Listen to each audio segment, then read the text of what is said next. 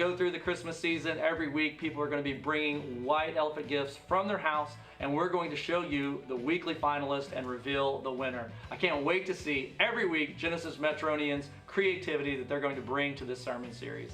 Wow. Merry Christmas, Tim Bourne. Oh. Do you want to do the honors? Do you feel like a woman wrapped this for us? Yes. Ooh, camo. Jill and I are really into hunting, so this is very appropriate for us. Let's see what's in the box. Okay, you want to do the honors? Sure. Oh. Multiple bogeys. It's not very heavy. I would love it if these were paper towels, because there's a shortage going on right now. Should I unwrap it so that we can save the paper? Attach it like an animal. Attach it? Attack it. Let's bust this open. Oh. I feel like I was pretty close to being right.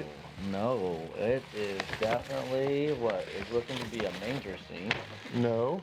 I think it's a jungle scene. No. Tarzan. I bet I have Tarzan. Oh, well, we had it. We had a wish. And sometimes wishes come true. This is a little fire. What is taking you so long? Let's Well, get to these the are giddy. little microscopic pieces. Oh, what's this part? You know, it might be because it's bathroom. A giant pocket knife with a famous cowboy that I don't know the name of. You don't know who that is? John Wayne. Oh. That is incredible. Oh. Wait. Oh my gosh. This is awesome. I don't know if this I want it. Genius Do we have to or share? A waste. I want this so Bad. This is amazing. It's a toilet paper gun. This is where you boil the food in 2021 after COVID is finished ravaging our society. Everyone will be selling these. These are the micro template that they're using on Amazon right now for your bomb shelter. How do you turn it on? It squirts water? What? I think you have it upside down. Yeah. Is it upside down? Yep. Go for it. Go for it, Jilly. If I don't break it. What in the world? A few minutes later. How do you turn it on? Here, do you know? There's another gift in here. Oh, maybe it's an attachment. Works best. Oh, wait. It's on the side. Much later. Gosh. Get her. Right the camera. That lens. I can't do it. Much later that the old narrator got tired of waiting and they had to hire a new one. There's a trigger somewhere. Something. Oh, hold on. There's more stuff in There's here. more gifts. More. Huh. I've always wanted to add this to my collection. A pair of slippers. These. I feel like this matches the aesthetic. Let's give it up for this week's finalists. The winner this week is Giant Buck Knife, all right? And this is Ryan and Katie McGuire. So that is the winner of the week. Did anyone else notice how close Jordan came to the other Jordan's face? Anybody notice that? His little knife wielding, and we need to work on that, okay? He's like, hey, did you see that? Oh, and he didn't know who John Wayne was? What's wrong with this generation, all right? Here, take this. Let's give it up for our winner, the McGuires. So if you brought yours today, you put it out there in front of the tacky tree. If not, you can bring it next week.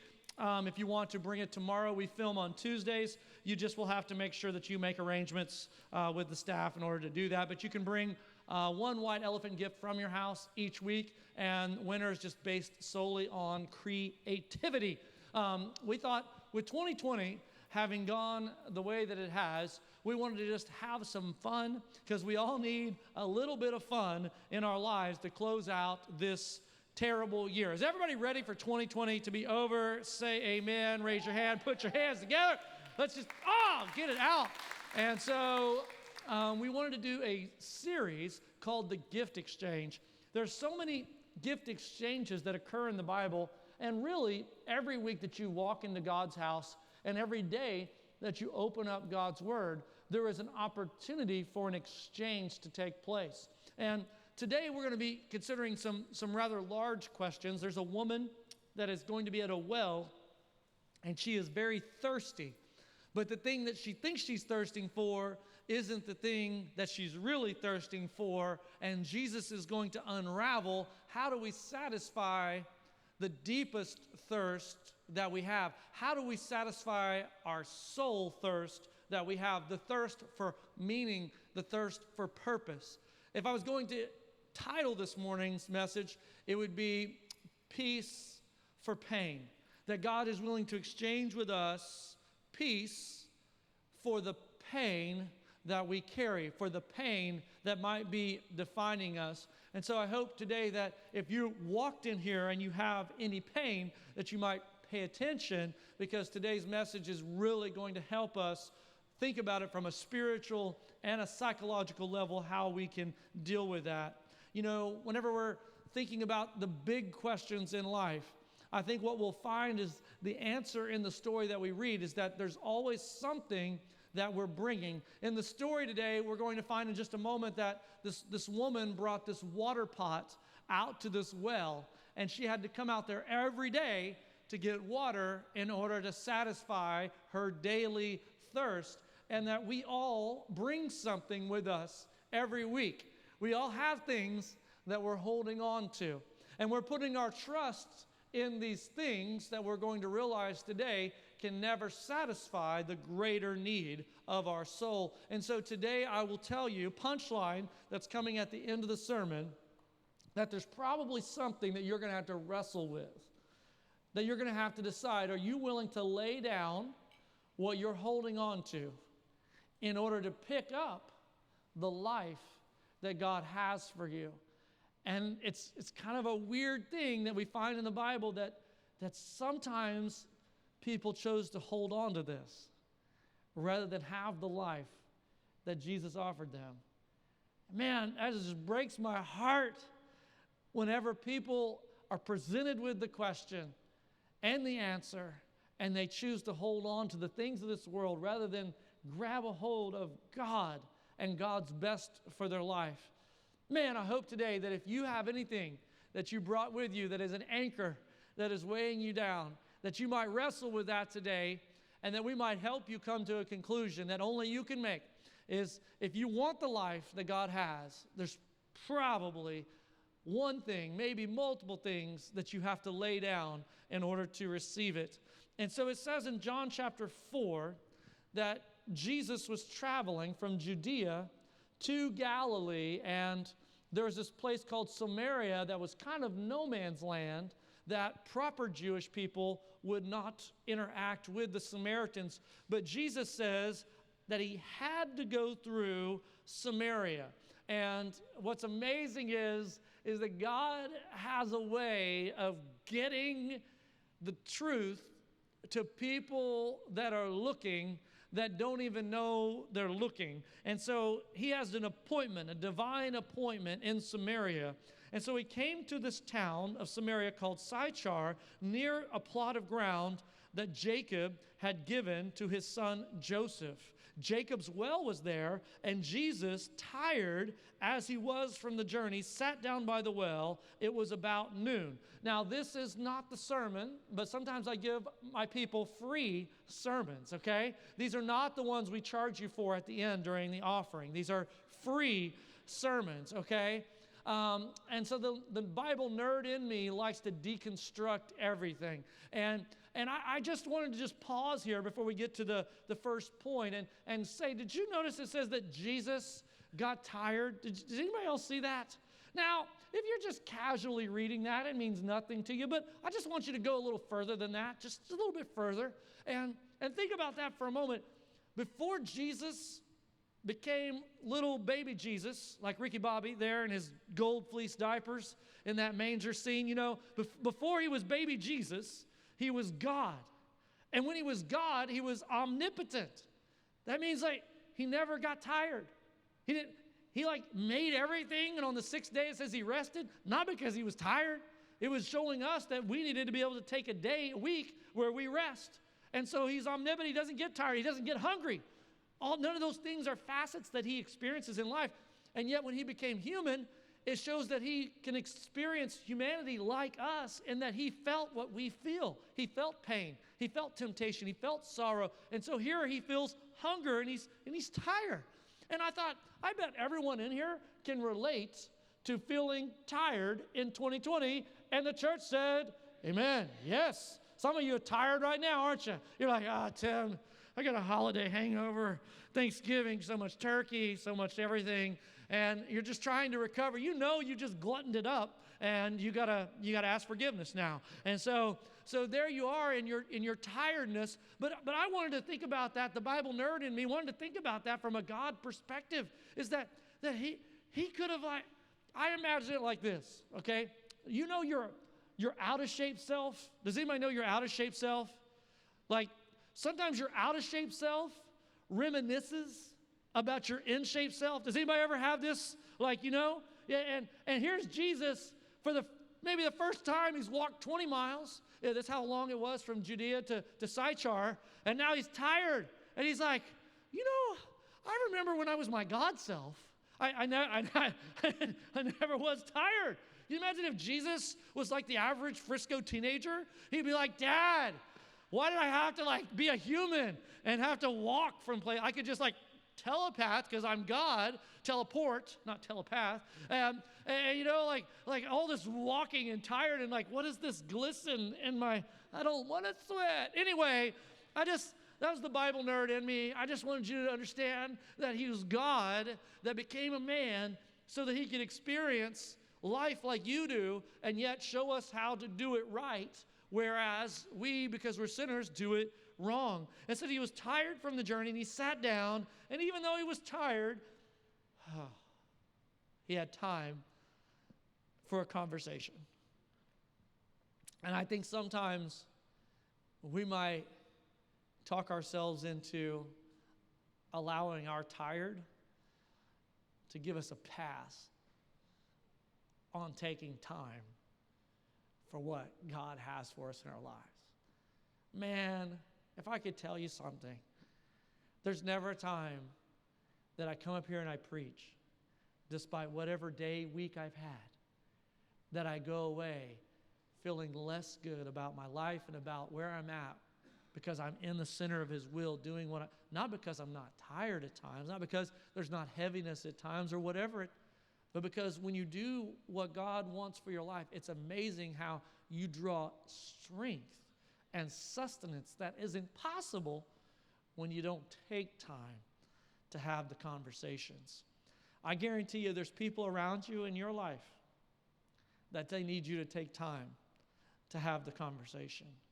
It says, when a Samaritan woman came to draw water, and Jesus said to her, will you give me a drink? Because his disciples had gone into town to get food. Will you give me a drink? I want to let you know a little secret that every time God asks a question, that is an opportunity for you. Every question God asks is an opportunity for you. If you go back and read throughout the Bible, there's always a question being begged and asked from God.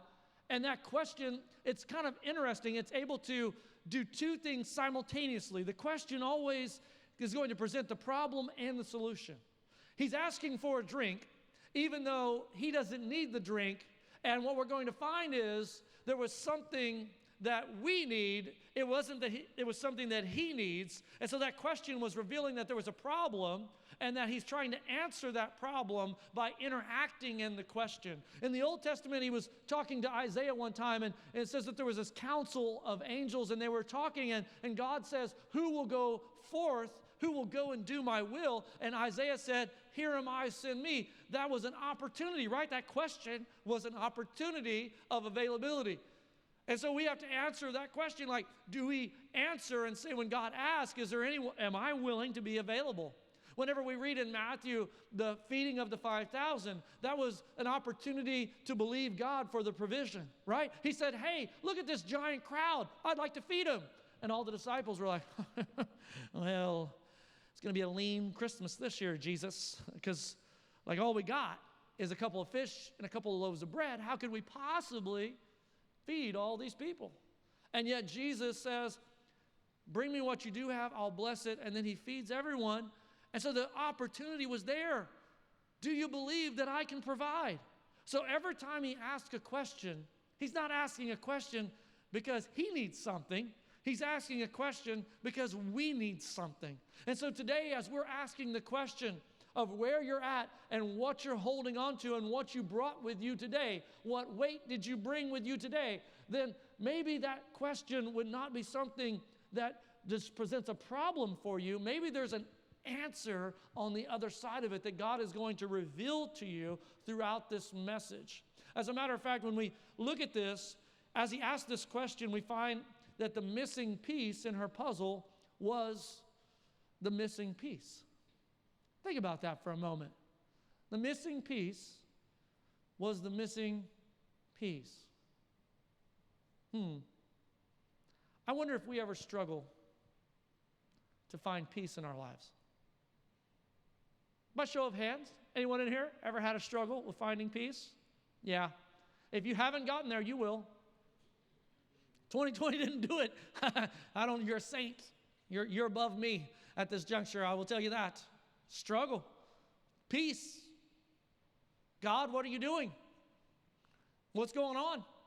Where are we headed with this? There's a real struggle, and I think many of us have that struggle. And we're trying to identify what it is.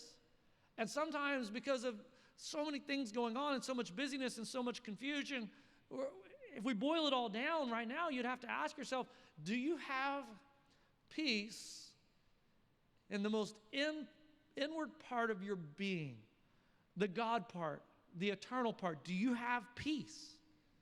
Because if you don't, then it won't matter. It won't matter what else you have. It won't matter what else you get. You got to struggle with that, and you got to figure out where you get it and how you solve that problem. And the rest of this story is going to answer that very question. It says in verse 9 that the Samaritan woman said to him, so he asked for a drink. This is her reply. You are a Jew. Now, I don't recommend starting any conversation with someone's ethnicity, right? Like, you are Italian, right? Like, it just, sometimes it doesn't come across the right way. The Samaritan woman said to him, you are a Jew, and I am a Samaritan woman. How can you ask me for a drink? So right out of the gate, right out of the gate, she's identifying a sociological barrier. She was saying, you were raised this way, and I was raised this way.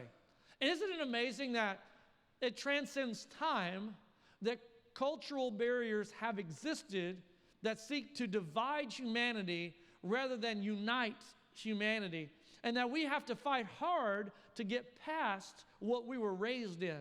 Because oftentimes there's some group that you might not identify with, and sometimes it's culture, sometimes race, sometimes it's religion, sometimes it's socioeconomic. I know people that can't stand people that have money because they think that they're all a certain way. And I know some people that might look down upon people that don't have money because they've been used to having a certain way. And isn't it amazing how we start to relegate ourselves to some kind of classism based upon some subdivided compartmentalization of the way that we think things should be? And here this woman right out of the gate was identifying a barrier to where God was trying to take her. And this morning I want you to know that some of you are that person. God is trying to get a word to you, and right out of the gate you're telling him why it isn't going to go well. And so how are you, being a Jewish person, asking me for a drink because Jews do not associate with Samaritans?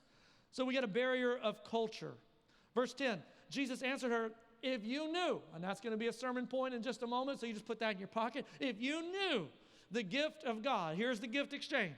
If you knew the gift of God and who it is that asks you for a drink, then you would have asked him, and he would have given to you living water. Sir, the woman says, surely enlightenment is going to happen. If you are a parent, you should relate to this sermon. Sir, the woman said, you have nothing to draw with. You have no water pot, and the well is deep. Isn't that amazing? She's like, you don't have one of these. She said, I have one of these. You don't have one of these. How are you going to get the water? Because you're going to need one of these, and you clearly do not have one. So she says, first, there's a cultural divide. Now she's saying there's a physical barrier. So she's saying there's something that you need that you don't have in order to get the thing that you're promising. And so it's like, it'd be like someone walking in here and saying, like, oh, that sounds great, Tim. Oh, just the Jesus thing. And it would make everything go away. But how is Jesus going to beam down $10,000 into my bank account to solve my debt, right? Well, I'm coming for you today, all right?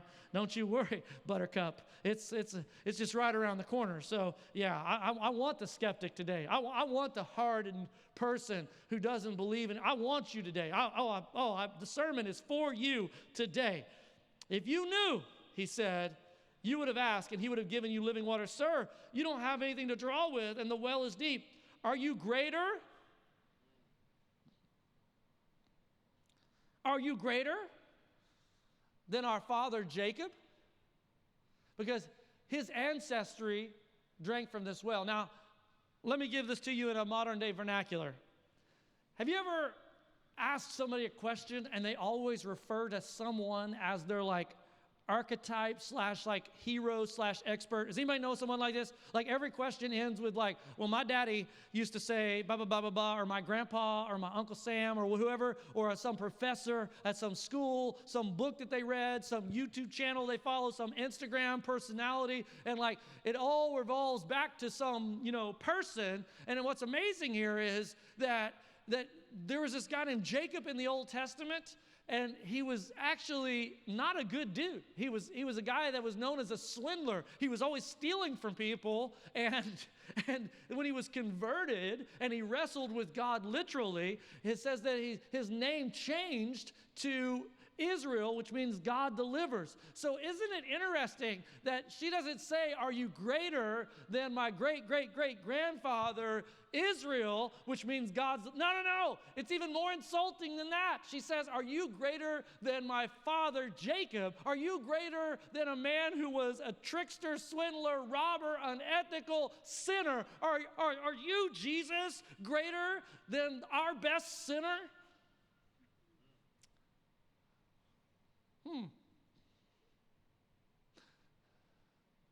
Translate. Whenever you're thinking about how you interact and how you do things, are you using a sinner for your template, or are you using Jesus? Do you do your marriage the way your parents did it? Because they're sinners. Or are you doing it the way that Jesus told you to do it? Are you doing business the way that your professor taught you to do it, or your boss taught you to do it? Or are you doing business the way that Jesus taught you to? You see, if our reference point for how we interact in this world is a person, we're saying, Jesus, are you greater than Jacob? Jesus, are you better than my best sinner? Do you see how if we follow a person, that might lead us astray? Being it that we're all sinners, even the people that preach from this stage, sinners. We're not ever preaching, be like me. We're saying, be like Jesus. And so here this woman is saying that Jesus has a limitation that we'll get into in just a moment. Sir, the woman said, you have nothing to draw with, and the well is deep. Are you greater than our father Jacob? Verse 13, Jesus answered, everyone who drinks from this well is going to be thirsty again. Oh, the repetitious pattern of going to the wrong place to try to satisfy our inward desires to have peace. Oh, where are we going to get that drink today? Jesus answered, everyone who drinks from this water will be thirsty again, but whoever drinks the water I give them will never thirst. Indeed, the water I give them will become a spring of water welling up to eternal life. Bam!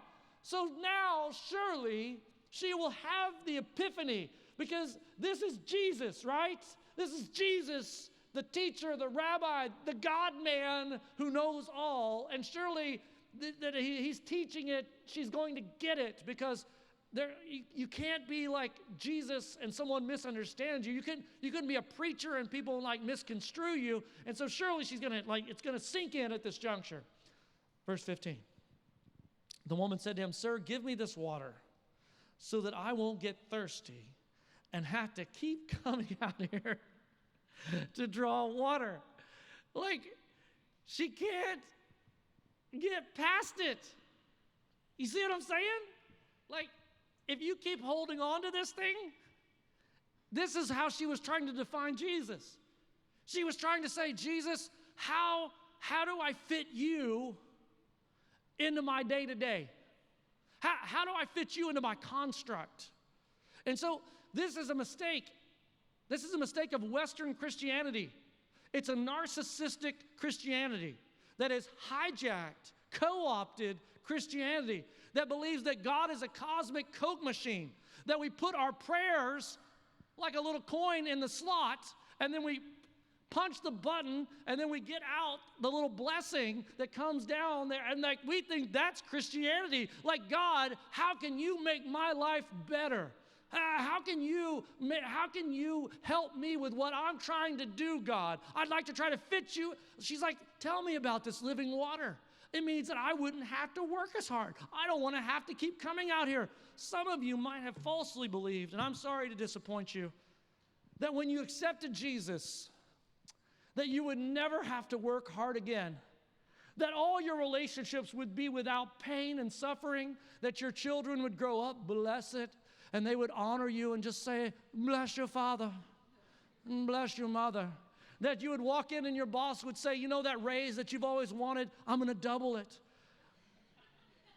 Like that, that's what some people believe. She was trying to say, how can I take the blessing of God and just improve my life with it? Oh my gosh, don't exit the exchange without understanding the offer. If you're going to receive what God has for you, you're going to have to recalibrate your mind. How you're trying to take God's word. And whenever you begin to interact with his word, whenever you begin to recalibrate your mind, you're going to realize that Jesus is kind of flexing right here. Jesus is saying that you need to get on my level. Like, you're coming in here listening to his word on a weekly basis, and you're just trying to use it to make your life better. Is it your life that needs to be better, or do you want God's kingdom to be grown? Which one do you want? Which one is it for? Because at some point, Jesus is saying, get up, look at your person next to you, say, get up on my level. Let's just say it. Let's say it with like some pizzazz. Say, get up on my level. Get up on my level. Like, think about it for a moment. Think about it for a moment. Like, he keeps saying things that are spiritual, and where does she keep going? She keeps going in the context of the physical. He's saying, I got some living water. She's like, you're a Jew. Why are you talking to me? He's like, yeah, but I could fix the problems that you have. And she's like, oh, wait a minute. You don't have she's trying to confine him to human restraints. Isn't it amazing how we can maybe miss the gift that God has for us because we predetermine what he can and can't do? Some of you, before you even pray, you've already decided, like, well, I know, God, that you can't do X. I know I'm going to have to get up and figure it out myself. But God, if you could just throw a little blessing my way. Is that what the Bible says? Because I read it over there. It says that to him who is able to do exceedingly abundantly more than I could ever ask or imagine. Like, do you start your prayers with that? Or have you predefined what is possible? You're looking at God saying, you need what I need to get what I'm trying to get. He's like, I don't need, on my level, I don't need what you have to get what you have. You know what God's perspective is? God's perspective is this: I made it all. And if I want it, I can make it again. I own it all. There's nothing that I'm in need of. So which kind of God are you praying to? God, make my life better? Or God, take my life? It's yours. Well, that's a very different Christianity. You'd probably get to a very different result. That you would understand that most of the people in the Bible that said yes to Jesus, there was sacrifice and indeed suffering. So if you want a Jesus that just makes your life better, you better read the Bible. Because if you say yes to laying this down, the life that he's going to give you, it'll cost you something. You want to be available to have those conversations? It's going to cost you some time. You want to serve in His kingdom, His cause? It's going to cost you some money. But I think that life is worth it, because I think His kingdom is bigger. He's not trying to fix your day-to-day. He's trying to fix your everyday. And if you'll let Him fix your everyday, that lasts into the long game of eternity. So quit praying to God to make your day better. Instead, why don't you pray that He makes you better? That on the inside, He changes you. That as your perspective begins to shift, and now every day is a blessing from Him. And you're going to serve Him and give up and sacrifice whatever it is, because you're living for the long game of eternity. She was struggling trying to fit Jesus in a human context. And He pivots and He says, if you only knew, right? Isn't that awesome? Isn't that like an awesome abstract catch-all statement for God? If you only knew. If you only knew who I am. If you only knew what I can do. If you only knew that you keep coming out here, filling up your water pot every day just to come out here again and have to fill it up every day. You keep going to work every Monday, and you keep going back every Tuesday, and you keep thinking that paycheck is going to buy you peace. Oh, isn't that great? Isn't that working out for you? If you could just arrive, that you would have peace, but you have and you don't have. And so here we are trying to figure out, if you only knew. I wonder if a person was sitting here today and they were thirsty, if I could tell you, if you only knew how good He is. If you only knew how God He is. If you only knew how much grace He has for any guilt and shame you might currently be carrying. If you only knew how forgiving He is for every time that you make mistakes and you walk away and you start getting busy with your own life and you forget about Him and you leave Him, how He's always long-suffering, ready for you to return. Oh man, if you only knew that one drink from the right well could change everything for the rest of your life. Man, I hope today some of you might ponder that proposition and ask yourself, oh, do you know? Do you know how good He is? Conversation pivots in a weird, awkward, hard shift way.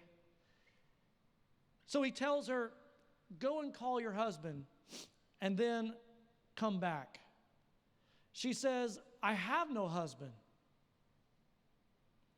Jesus said to her, you are right when you say you have no husband. Now, I want to tell y'all a little funny thing about marriage. And I heard a comedian commentate on this one time, and I think this is absolutely true.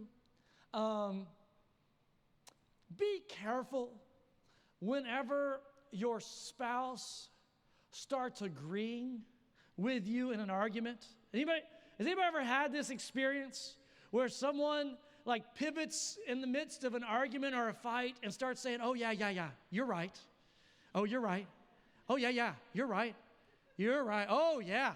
I don't even know why I even bring up my opinion, because you're so right. You ever get into one? Just run. You need to leave the house a couple of hours. Come back. Death is in the cards, okay? And you got to run, all right? Here is God agreeing, okay? You're having an argument with God. If God was like, oh, yeah, you're right. You're right. You have no husband. You're right. True statement. True statement. Half true, because you've had 5 husbands, and the one you have right now is not your own.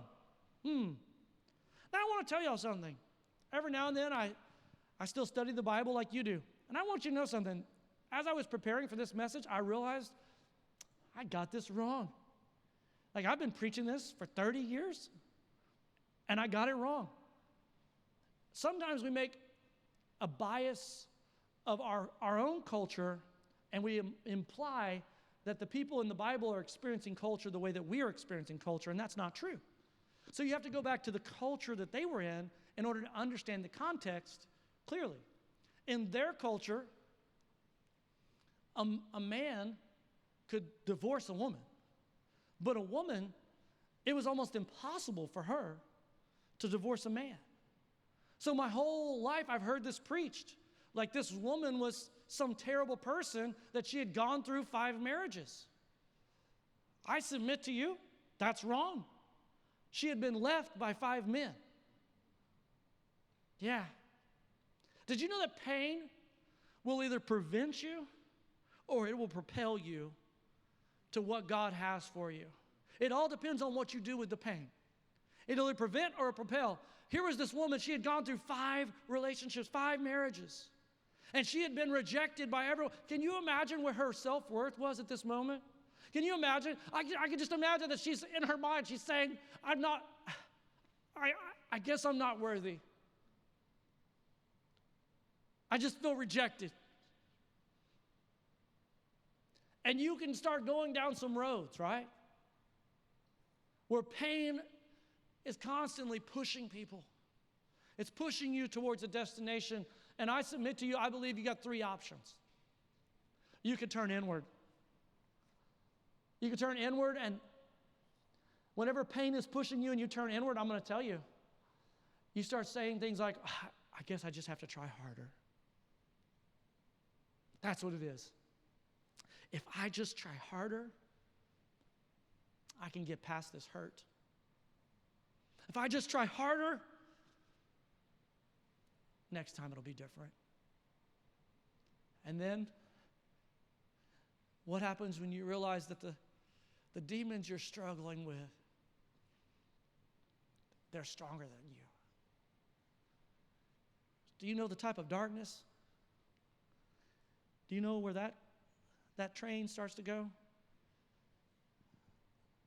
Starts going down a dark road of like, is it worth it anymore? Because you realize you're not enough. When it comes to that struggle that's inward, how can I with confidence say that your demons are stronger than you?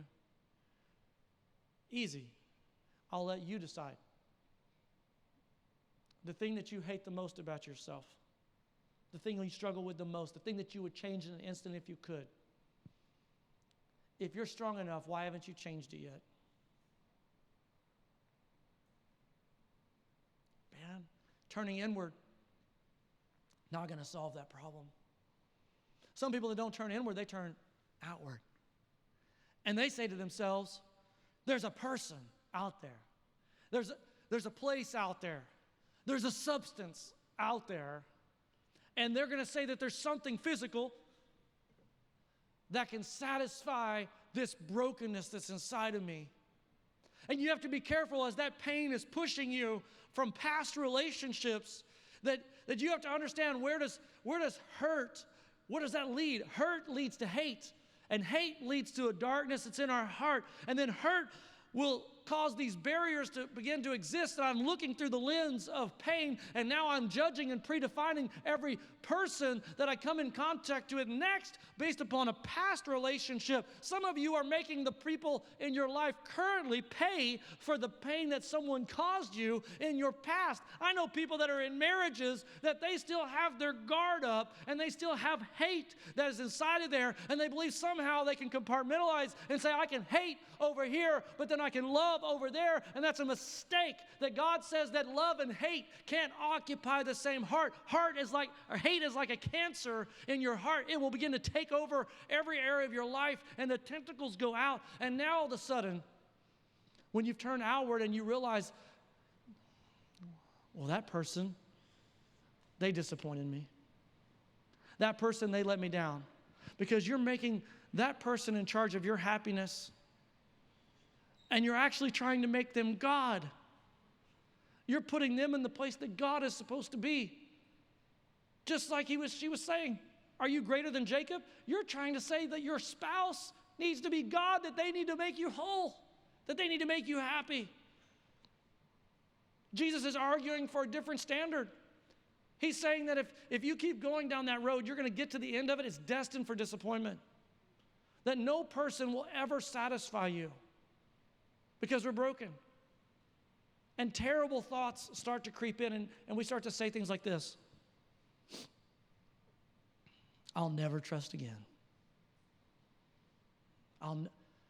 You can't trust anyone. I'll never love again.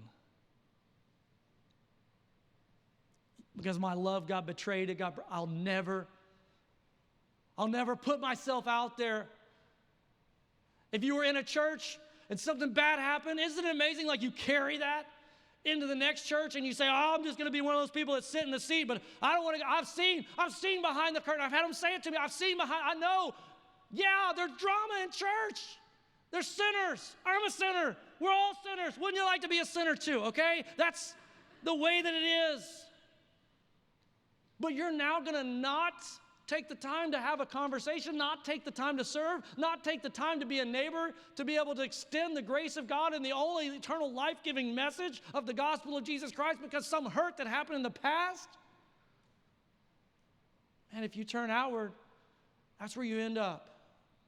Everyone is disappointment, and you're a jaded person that has a skeptical eye in every relationship. I wonder if there's any thirsty people in the room. You can't turn inward. You can't turn out. Where do you turn, Tim? Upward. That's where you turn. Upward. He said, if you would just lay this down, what I'm going to give you is so much better. But you're wrestling with it this morning, aren't you? You're wrestling with it. But Tim, I can control this. Can you? Can you? You put your prayer into this. Did it answer? You put your faith in people. Did they answer? The inmost part of you, did they answer? Did they give you the thing that you thought? Did the money get you there? Did the drug did any of that, did it get you there? Did it keep you there? You can go out and find temporary satisfaction for a moment, but you won't find it for eternity. That's only in Jesus Christ. Look at the last verse and we'll close. It says that then leaving her water jar, the woman went back to the town and said to the people, come and see a man who told me everything I ever did. Because could this be the Messiah? They came out of the town and made their way toward him. The exchange occurs when I lay this down. Isn't that awesome? I want you to think about that. She came out there, and this was like her trophy. This was everything. This was like, I got to make it through one more day, Tim, and I need this to make it through one more day. And then the thing that she thought she needed, I'm going to preach. The thing that she thought she needed was the water, right? That's why she was out there. The thing that she thought she needed is what she left there. Think about that for a moment. Like you came to church today, and here's the crazy thing. You thought you needed to be here to make your day-to-day better. And then if you come in contact with Jesus, what you'll find is the thing that you think is important, it's really not important at all. And when you come in contact with him and you make your life about him, you start walking away from these things that have actually been your anchors. These have been your chains. These have been the prison that you built for yourself. And now you walk away from that. You say, I don't even need that anymore. I know I came here for that, but that's not what I even needed. God knew what I needed on the inside, that the missing piece was peace. And I've been trying to find it in all the wrong places. And today, in the name of Jesus, only Jesus can satisfy the deepest hurts that are in your heart. Only he can heal the brokenness that is inside of you. Only he can fix the thing that has been holding you back. Now we come to the moment where you get to make a decision. Is exchange going to occur today? Is there something that you're going to let go of in order to pick up the life that he has for you? I bet all of us have something that we're holding on to. We're clutching it with white knuckles saying, Tim, I've just learned to depend on me for so. Yeah, but you're not winning. You're not winning. Your family's not winning. Here this woman is that we would say was so broken. and has experienced so much pain. But she probably led more people to Jesus with one sermon, with 2 sentences, than most of us ever have. Isn't that amazing? That you somehow think that because you've gone through a bunch of life, that you're disqualified?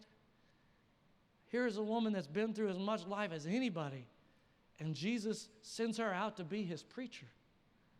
My gosh, she changed the entire town with her story of redemption. Here's a man that told me what? How good I am, how awesome I did, how fast I could run, how high I could jump, how I made the varsity. No, he told me I'd gone through a lot of brokenness and a lot of sin, and he loved me anyway. Isn't it amazing how that message is so powerful that it pulls everyone in, because all of us have some pain in there. And you may hide it from all of us, but between you and God, it's pushing you. And either today you'll hold on to it, and it'll prevent you from finding peace, or it'll propel you, and your hands will go up as your knees hit the floor, and you turn your face upward, and for the first time in your life, maybe, you find something that satisfies inside, and it'll make everything different outside. Let's pray. Father, in the name of Jesus, we ask that you come into this moment of worship and that you change lives. That the skeptic has wrestled and is ready to surrender. God, I pray today for those that are in pain, a pain that has been a passenger with them all of their life. And they've already just resigned themselves that I just have to have that. I just have to keep that. Oddly enough, somehow it's what's familiar. And God says to you today, no, that's a lie. You don't have to carry that. If you'll let it go, he says, I'll give you something better. I'll give you something that it won't run out. It won't go away. It won't expire. It won't disappoint. It won't break your heart. It'll be there when no one else will. Man, I hope today there's some people that are letting some stuff go. And as we worship, church, would you stand up with us? There's a song that we're going to sing. It says, Graves in the Gardens. Man, I hope today that there's some graves that are going to be turned into gardens. Man, isn't that good? I hope today that's your message, that you remember back to this day was the day that you let it go, that you let it go, that you let God in, that you took a hold of the life that he's promised you and your family. And it doesn't matter what you've been every day before this day, because from this day forward, you are new in Christ. You are washed white as snow. Your grace that God has is covering every sin that you've ever committed, and you don't have to define yourself by your worst moment. He says, I already know what you've done, but I still have a gift for you to unwrap this Sunday morning. And the church said,